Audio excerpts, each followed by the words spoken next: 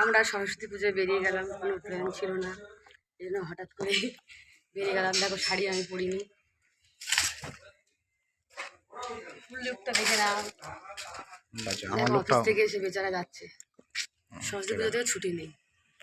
বেরিয়ে পড়লাম সরস্বতী পুজোতে। কোথায় যাব জানি না, কোনো প্ল্যান নেই। তো আমাকে বলছে অফিস থেকে এসে, তুই কেন প্ল্যান করিস নি? দেখো রাস্তায় যেতে যেতে একটা ঠাকুরও দেখে ফেললাম, সরস্বতী ঠাকুর। আমরা গেছিলাম কোনো প্ল্যান ছাড়াই হঠাৎ করেই ভিক্টোরিয়াটা ওদিকটা ঘুরতে। কতটা সুন্দর লাগছে দেখো।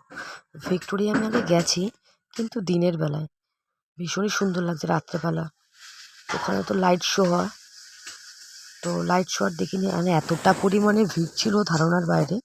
তো ওই ভিড় টেলে আর যাওয়ার ইচ্ছা হয়নি, ভেতরে আমরা ঢুকিনি, বাইরে থেকে ঘুরেই চলে এসেছি। তারপর আমি ওর গাড়িতে বসেছিলাম, ও বলবন্ত সিং ওখান থেকে চা খাবে বলে গাড়িটা পার্কিং করে দাঁড়িয়ে আছে, কি যেন আমাকে বলছে। তো চা খাওয়ার জন্য আমরা এখানে দাঁড়িয়েছিলাম। চা আমি যদিও খাই না, ওই খাবে চা। তো এবার দেখো, আর চা নাকি ভীষণই ফেমাস।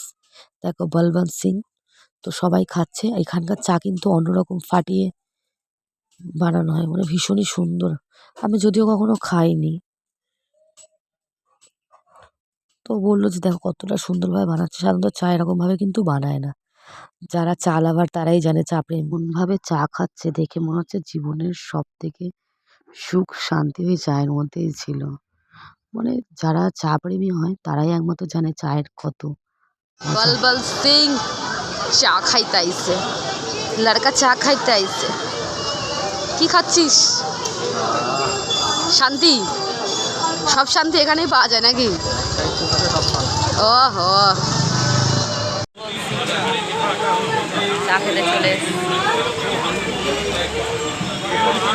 সরস্বতী পুজোতে কি খাচ্ছি?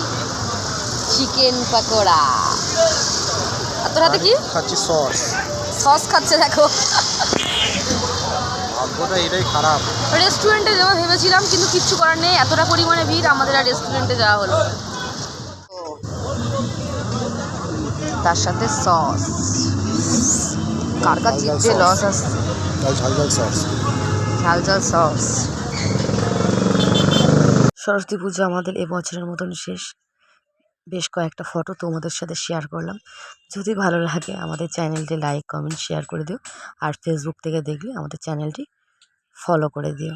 টাটা। আর কেমন লাগলো জানিও কমেন্টের মাধ্যমে।